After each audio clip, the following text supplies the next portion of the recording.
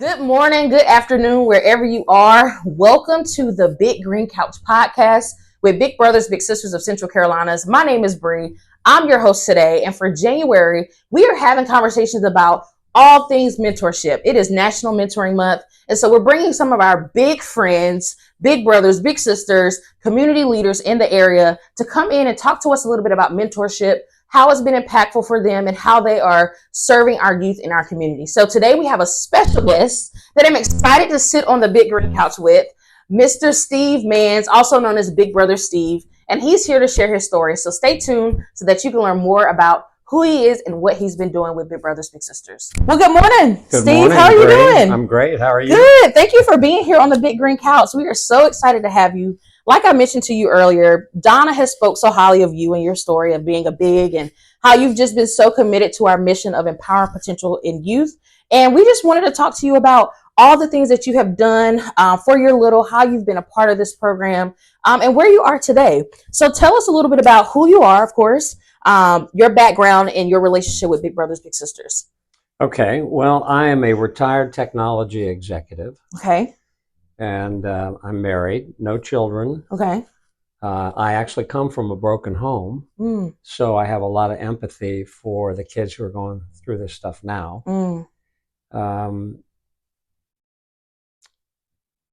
I've been in Charlotte since 1991. Okay. My career actually had me moving around a lot. So a lot of the time that I've been associated with my little brother, I haven't been in the same town. Wow. Okay. So that has presented some difficulties over time, but not really serious. Okay. And that's about it. Nice. And so can you tell us a little bit about, the first day of becoming a big, right? Sometimes when we gather these stories and we talk to our bigs, we hear they were nervous or they didn't know how to interact or engage with the child the first day. So how was your first day in comparison to now, how your relationship has grown over the years? Okay. Well, first of all, I was 23. Okay. My little brother was 13. He was one of 4 children. He was the oldest. He had a sister and 2 brothers. And I got a call from Big Brothers. Okay. Said, we're looking for somebody. Here's the situation. And because I'd been through broken home stuff and somebody had, my aunt and uncle actually had no children, and they stepped in to help me. Right. And my attitude was, yeah, I'll do this. I'd like to pay it forward. So he lived in a home that was built before the Civil War. Wow. In Virginia, near a prison. His mother worked at the prison. And the situation was when he was 13, just before I met him, his father, who was a petty criminal, wow, had broken the kid's arm. Wow. Hitting him with a tomato stake. Oh, man. And then he went off to prison. So that was the situation. And I went down and met the family, the mother and the 4 kids in this home where they lived. And it just started there. Wow. And so I know you shared that you come from a broken home, right? Yes. As far as, we know that you're big and you've been supportive of this program, but was there ever a mentor in your life as a child, or what experiences do you have as a child growing up where you were in a space where someone was leading you or supporting or guiding you in your life? Well, that'd be my aunt and uncle, my mother's sister and her husband, who were childless. Okay. And well educated, they understand. In fact, my aunt was in charge of the student transfer from South America into America. So it was called the Pan American Union, or the Organization of American States. So she was dealing with children's problems also all the time. So she was very well educated on the topic. She knew what needed to be done. Yeah. And they lived about 5 miles from our house. Wow. So they just put their arm around me. I love that. And when you hear the words empowering potential in youth, what does that mean to you? What comes to mind when you hear that? And part 2 to that question is, what are the needs and challenges that you see in youth today and how we as mentors can continue to empower potential in youth? I do a lot of work with schools, and the statistics on emotional resiliency and mental health in children right now are awful and getting worse. Yeah. We have a real problem. Right. These kids, half of the children born today have no father in the home. Mom gets out and works 2 jobs to put food on the table. Yeah. So children come home from school and they're what they call latchkey kids. Yes. Right. I recall. Yep. They really have no guidance when mom's away. So they get into trouble. They join gangs. Yeah. And that's our situation. No. Yeah. Today. That really is. So these children are without anchors. Yeah. A lot of the time. That's good. Yeah. They don't have a mom and dad role model couple. Right. Frequently, the neighborhood doesn't have it either. Right. So what they learn from other kids who are, they're carrying a lot of hurt and pain. Oh yeah, absolutely. And you got to help them get past that. If they can't get past their hurt and pain, they're going to be in poverty the whole lives. Absolutely.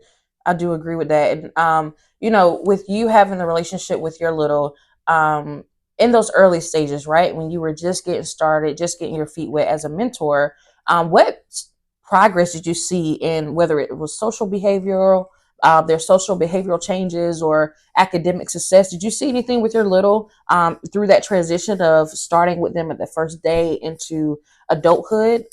Absolutely. What did you notice about the program being impactful for that little? It's really about values. You bring, hopefully, when you take on a little, you bring a set of values that will help them learn the life skills they need to navigate these treacherous waters.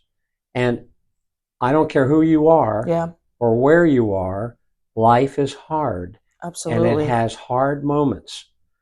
And so the values you bring, the time you spend, all that stuff with the children is critical in helping them take the action they need to take. Right? You can't make kids do anything. Right. But if you're there and you care and you're a lot of conversation, they're not gonna open up at first. They got to trust you first. Absolutely. Absolutely. But it saves lives. It does. It does. It does save and transform lives for sure. So we are, as I mentioned on episode 1, our agency, Big Brothers, Big Sisters of Central Carolinas, we are celebrating 51 years of mentorship going into year 52. And so I want to know, how many years of mentorship are you celebrating? Well, let's see. My little brother was 13. I was 23. I'm now 78. So that's like 55 years. Yeah. Oh my gosh. And we're still close. And still connected. Still connected. Still connected. So if you are like, man, how long can I stay connected to my little? It is a lifelong experience. You can stay connected to your little for however long you would like to, as long as you guys have that connection and it's positive and you see the growth, it can happen. This is an example, y'all. 55 years. 55 years. And how does that feel? It's great. Yeah. I mean, with him as he grew up from 13-year-old to early manhood. Yeah. With him when he picked his wife. Oh, okay. Yes, those milestone moments. I love that. With him when his children came. Oh. So he's now a grandfather with two grandchildren. Oh, wow. Right? And so we just have gone through all of life's milestones together. And it's just a matter of being there when they, you don't have to hover. Once you have that relationship of trust, they will call you. Yes. Right? Yes. And so I guess if there was one piece of advice I could give is that go into this 70% expecting to give and 30% expecting to get. Wow. You'll be surprised at how much more than 30% you get, but it's only because of what you give. Right? Yeah.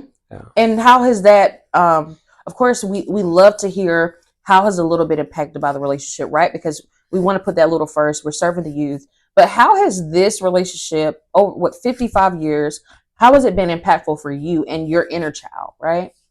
How has it have been impactful for you to be connected to him for so long? Have you learned something about yourself? Have you discovered new skills or experiences through this relationship? I learned, first of all, that once you're in this relationship, they depend on you. Oh, yes, for sure. So, in addition to whatever I might have said before, and in terms of what I learned, the advice I would give is don't go into this lightly, because it's not like you do great harm if you go, you meet, and after a few visits you walk away. Right. They're already suffering with a negative self-esteem because of their environment. Yep. So think it through. Right. And more than that, I would say, understand, if you're married, if you have a family, whether big sister, big brother, when you make this commitment, it's actually going to have an impact on the rest of your family. Yeah. So before you do it, have a conversation with the others in your family. Let them give them some idea what to expect. Right. Otherwise, some of them may feel neglected. So it's really, it turned out for my wife, Carol, and I, that it turned out to be, we were the role models of what a successful marriage could look like. They'd never seen one of those. So for years and years and years, holidays, we'd always be with them at some point during the day. We also had two sets of parents and an aunt and uncle that wanted us to come by on the holidays. So we loaded up our car first thing in the morning, and we didn't get home till late at night because we were going to see everybody. But be the role model. If you be the role model and you are the right role model, right, these kids' lives will be completely changed. For sure. And do you have a favorite moment or a favorite activity that you and your little would do on days where you would connect and match and be together?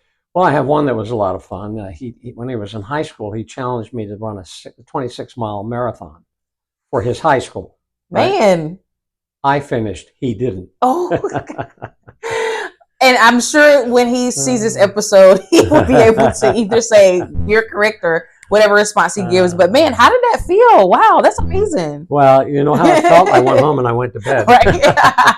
Physically, you're like, yeah, I'm tired. Look, but you know what? You just discover things that your little brother or your little sister enjoys doing. Find ways to do those things from time to time. But mostly, it's been one-on-one and giving them the opportunity to ask you something. Yeah. Right? To ask you something. Yeah. And you can help that by asking them open-ended questions like, how you feeling today? What's going on in your life? Open-ended questions are the secret. And then they'll share with you what's going on in their heads and their hearts. Yeah, yeah. So let's talk parents, right? We find it very important to make sure that we stay connected to the mom, the dad, or whoever that guardian is. So what would you say, or what are some things that has been shared with you from his family based on your relationship with him? How did they feel about being your match relationship? Yeah, I think if I could go back and do it again, I had a very, very good relation. My wife and I both had a very good relationship with the mother. Okay. Who saw the problem, called Big Brothers, asked them to get somebody. Yeah. So this was her instigation. But whenever we were there, or I was there, my wife and I were there, or I was there, the other siblings were there. Oh, they would want to be around. Oh, yeah. And so, you know, I knew that my first devotion and my first responsibility was for my little, but I really should have found a way to be more impactful on the others, because there were some pretty sad outcomes in the other siblings, which of course he turned out to be the star. Okay. His house in near the prison in Virginia, as I said, was very old, built before the Civil War, but it had a big bay window. Wow. Okay. And he loved plants. So that window he built shelves in the windows. Then he put plants in the windows. And he was just fascinated by it. We were standing there one day, and I said, "You know what? You're getting to be the age when we start thinking about college. I just want you to know I'll help you go." Yeah. And he said, "I really appreciate that, but I don't want to go. I want to be in the landscaping business." Wow. And so I supported that vision. Okay. Not monetarily, but with encouragement. Absolutely. He made a big success of it. Great. He made a big success of it. And when he got to close wanting to retire, he was able to sell his business. He's now living just outside of Naples, Florida, in a home. Wow. So he really made something of himself. Well, I have to say, he and his wife made something of it. They became a great team. Nice. Right. That's awesome. And it's good to hear that, of course, children, they aspire to be many different things, right? And sometimes they're on a journey where school may not be the end goal or the outcome post high school. And just to hear you, say that, although, you were encouraging him like, hey, I can help you and give you support in getting into school, you still supported his dream. Absolutely. And I think in some way he felt supported and felt more empowered, right? Sure. Yeah. To push through that dream. And we're all about, helping the youth see the biggest possible future. And that's a great example of you just helping him see the biggest possible future in himself. And now look at his successes, right? And I would, of course, in support of him, give you your flowers and, being there for him and encouraging him in anything that he wanted to do. And now seeing the fruits of his labor, and him just relaxing and enjoying life with his family. So that's an awesome outcome.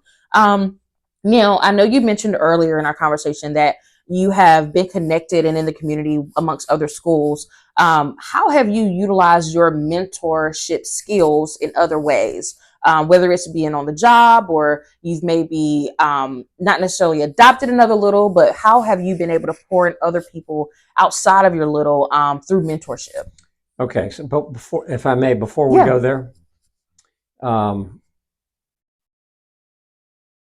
I'll save that for later. Okay.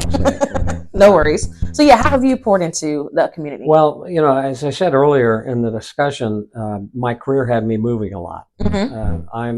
I'm of the age where when computing was just taken off, I was going into the workforce. But there were no trained computer people and there were no computer sciences degrees. Yeah, okay. So I was trained by the company that hired me, Computer Sciences Corporation. And then because the business was growing so fast, we moved all the time, just to fill the next opportunity. So we weren't always around. And so the distance relationship was sometimes difficult, but staying in touch, making sure you're connected, never drop the link. Yeah. I love that.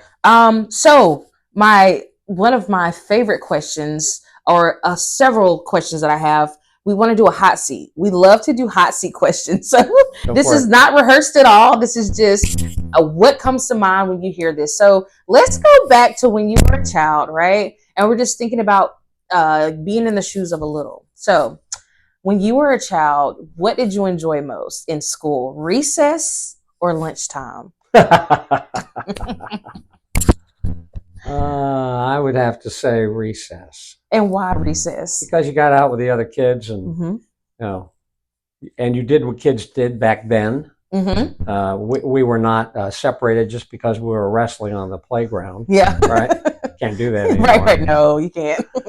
Right. So, yeah. Next question. And this is based on subjects. So you let me know. I'm not sure every generation has changed in what they call the subject. So I'll say your favorite class or subject: math, English, or science. What did you enjoy most? Science. Ooh, what about science was like something that you enjoyed? Well, because the science in middle and high school is, at least at the time, was about the world around you, what's going on, why it's going on. So it was an opportunity to understand nature. Yep. Right. Okay. Sports or what I like to call the School of the Arts. So the School of the Arts is an umbrella of dance, music, theater. Which of the two were you mostly taking part in? Sports. And what sports were you a part of? Baseball. Nice. So how did that take off for you? Were you in it through middle, high school, college? Actually, I played a lot more baseball in Sandlot than high school. Okay. And the reason for that is because of the disruption in my family, Mm-hmm. I really couldn't hang around the school. Gotcha. I had to get back to the apartment, as Mm-hmm. it turned out. Mm-hmm. Yeah. Okay. And of course, everyone loves PE, or I would assume. What was your favorite like group activity in school when it came to gym time or PE or whatever that looked like for you? What was that game or that activity that you were like, I enjoy this, let's do this all the time? Basketball. Oh, yes. Indoors, right? Because then you could be indoors. Yes, yes, yes. And what was your favorite position in basketball? Were you the center? What was that? Anyone I could get, because I was 6'2". Oh, yeah. And I was the only guy over 6 feet tall who was told by the coach, you probably shouldn't come out for basketball. Oh, really? Oh, right. No. You were the all-star. I think you were the all-star. I was not the all-star. Awesome. Well, thank you for answering those questions. Do you have anything left that you would like to share with the listeners? Maybe a tip for a big who's currently dealing with some challenges with their little, or anyone that's interested in being a big. Do you have something to leave with our listeners to let them know this is where they need to be? Well, I can just tell you the benefits for myself and my wife. I mean, we've been through our little, through all the experiences of his life, right? Yeah. So at all of those moments, meeting and marrying, I mean, at first, this was the 70s. The 70s was the acid rock, the introduction of a lot of drugs. And so that experience was trying. Okay. But he came through that fine. Then he met his wife. We celebrated that. So it turned into, over time, the celebration of life events on the one hand, and on the other hand, dealing with life events. Yeah. That's awesome. That's awesome. Well, thank you again, Big Brother Steve, for being here with us. If you have enjoyed this conversation, make sure you check this out on our YouTube channel, our social media platforms. Like this video, comment, share it with your friends and family. And thank you all for tuning in to the Big Green Couch Podcast. We will see you on the next episode. Bye. Bye.